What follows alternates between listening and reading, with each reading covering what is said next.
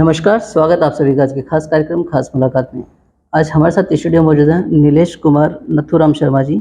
वर्तमान में आप युवा प्रदेश अध्यक्ष गुजरात पद पर अपनी सेवाएं दे रहे हैं। नमस्कार, स्वागत है आपका हमारे स्टूडियो में। खूब खूब धन्यवाद नरेश जी, आपने हमको आपके स्टूडियो में इनवाइट किया है खास मुलाकात के लिए, तो उसके लिए आपका खूब खूब शुक्रिया। बहुत बहुत धन्यवाद। सर, हम आपके शुरुआती जीवन के बारे में जानना चाहेंगे। नरेश जी, मेरा जन्म गुजरात के गोधरा के पास काकनपुर गांव में हुआ था। अच्छा। से मेरा गांव नारनौल के पास खत्रीपुर है। अच्छा।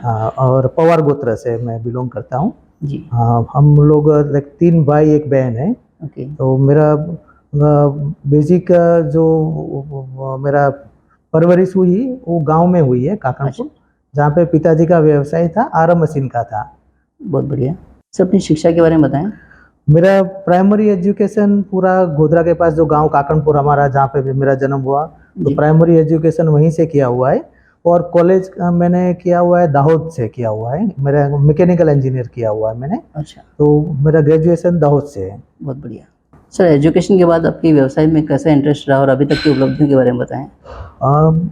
एजुकेशन कंप्लीट के बाद मुझे कॉलेज कैंपस से ही मुझे जॉब मिल गई थी बड़ौदा में। अच्छा। वहाँ से अपने जैसे पहले हमारे पिताजी का व्यवसाय आरा मशीन था, तो हम आधे इंजीनियर तो पहले से ही थे और थोड़ा बहुत इंजीनियर हम पढ़ाई करके बन गए। बिल्कुल। तो बाद में हमने इंजीनियरिंग कंपनी में काफ़ी जगह जॉब करा। अच्छा। फिर वहाँ से मुझे एक मौका मिला विदेश में जॉब करने का। अच्छा। तो मैं 10 साल विदेश में जॉब करके आया मल्टीनेशनल कंपनी में। बहुत बढ़िया। तो ऐसे मेरा जॉब करियर काफ़ी अच्छा रहा है, तो ग्रोथ अच्छा था। शेयर करें। तो जैसे मैं वहाँ से पहले एलेम्बिक में था, वहाँ से मुझे कार्बोरेटर इंडस्ट्री में, तो हर एक बार मैंने फील्ड चेंज करी है, तो मेरा अलग अलग डाइवर्सिफिकेशन एक्सपीरियंस हुआ है। बाद में मुझे वो एक्सपीरियंस के हिसाब से मैंने कई एक्स्ट्रा करिकुलम कोर्स करे, जैसे ऑटोकेड के कोर्स करे मैंने, 3D के कोर्स करे। उसके हिसाब से मुझे एक इंडियन मल्टीनेशनल कंपनी एल&टी में जॉब मिल गई। अच्छा। तो वो प्लेटफॉर्म मेरे लिए बहुत अच्छा रहा, क्योंकि एल&टी एक बोला जाता है कि इंजीनियरिंग का एक विशाल समुद्र है। बिल्कुल। तो वो एक अच्छा मेरे लिए प्लेटफॉर्म रहा। वहाँ से मुझे अपॉर्चुनिटी विदेश की सामने से आई, जो वर्ल्ड की सबसे बेस्ट कंपनी CB&I, पहले ABB के नाम से थी। अच्छा। तो उसमें मुझे जॉब अपॉर्चुनिटी मिली सिंगापुर में। अच्छा। तो वहाँ से फिर हम लोग ऑयल एंड गैस इंडस्ट्री में मैंने फिर जॉब स्टार्ट करी।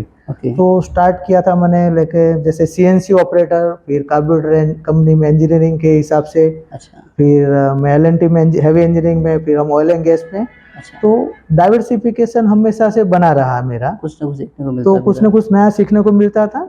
और अपना एज ए बैकग्राउंड आरा मशीन, तो मशीन पहले से देख रखे थे, तो थोड़ा इजी पड़ जाता था अपने को। टेक्निकल इंजीनियर तो वैसे भी विश्वकर्मा के हिसाब से अपने थोड़े तो टेक्निकल हो ही जाते हैं।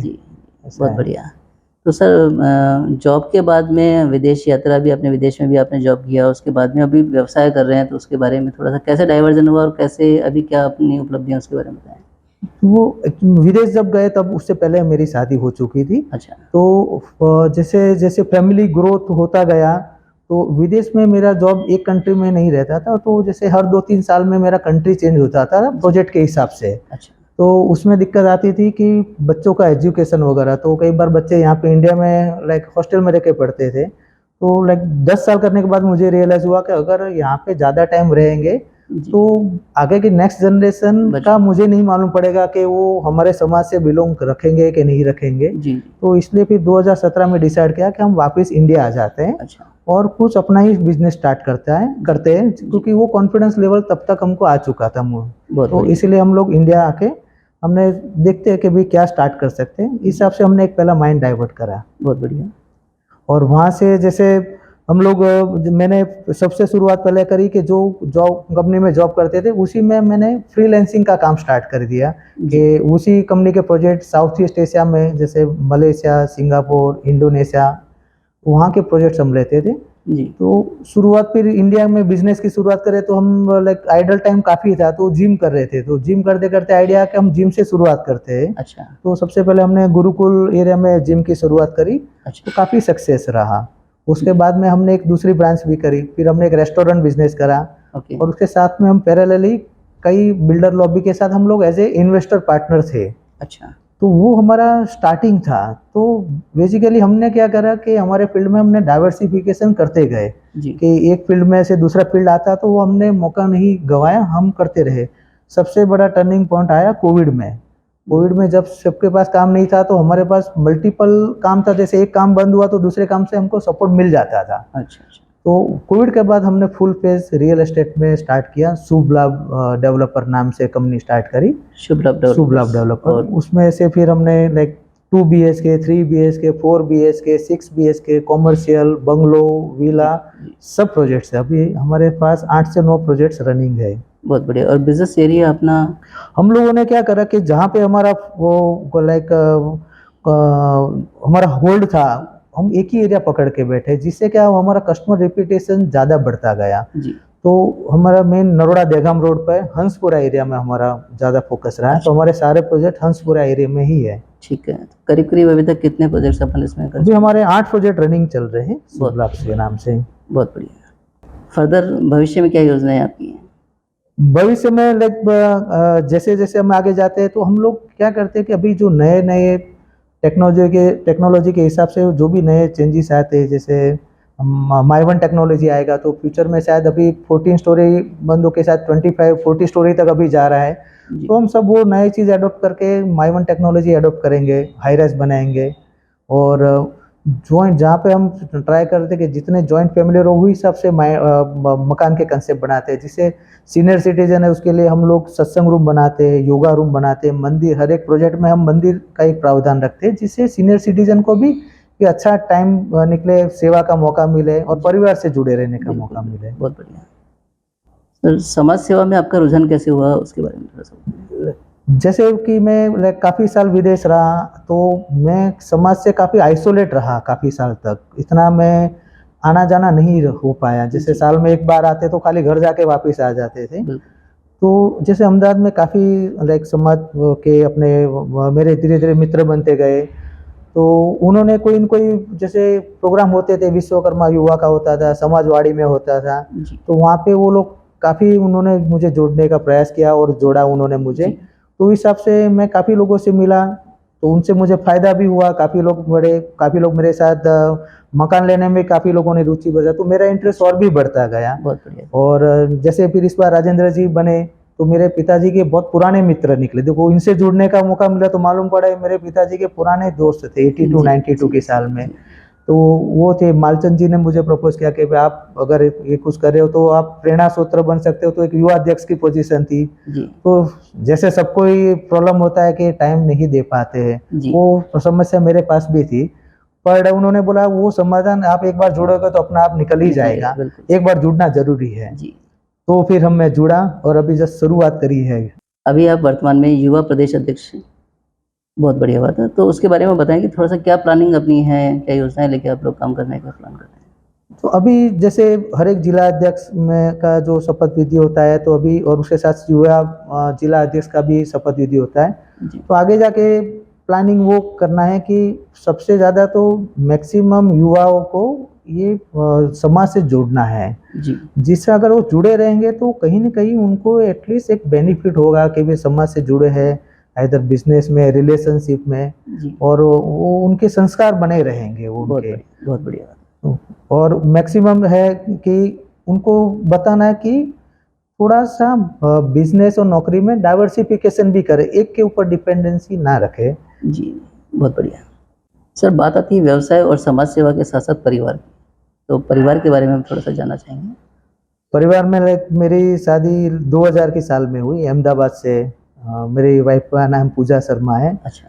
तो जैसे बोलते हैं कि भाई पहले तो सब चल रहा था, पर अभी दूसरे घर का भाग्य भी हमारे साथ जुड़ा तो हमारे भाग्य थोड़े और खुले।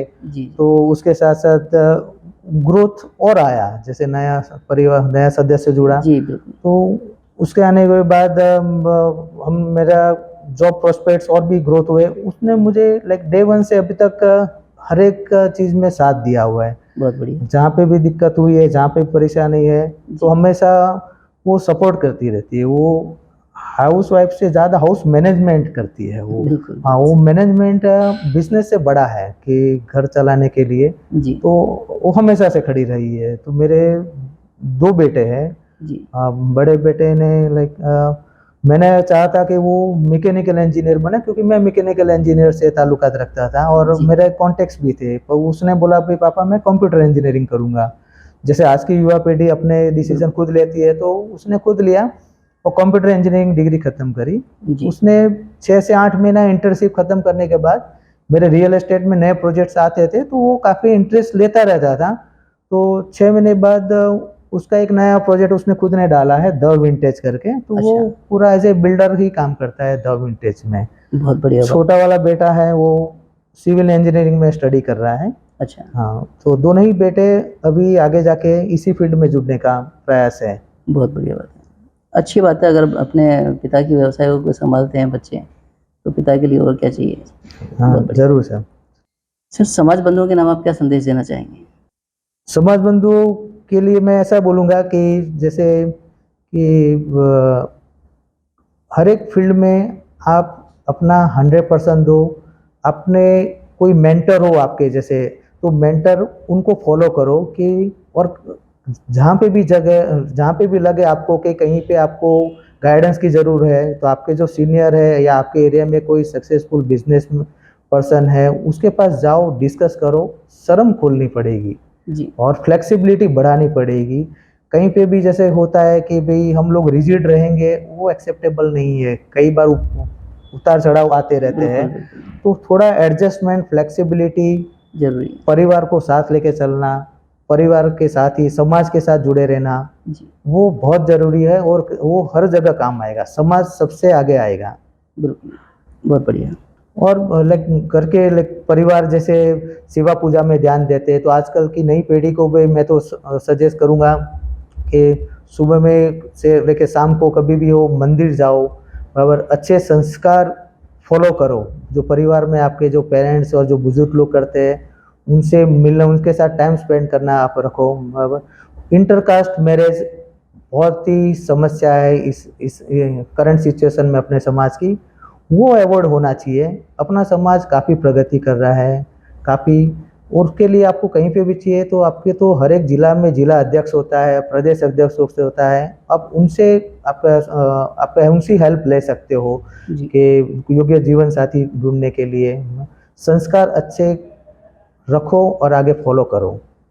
बंधुओं, आज हमने समाज हित में काफ़ी अहम बातें जानी, जिनके लिए आपका बहुत-बहुत धन्यवाद। नमस्कार। धन्यवाद। नमस्कार। मिलते हैं अगले सप्ताह किसी नई हस्ती के साथ, तब तक आप देखते रहें विश्वकर्मा टुडे न्यूज़।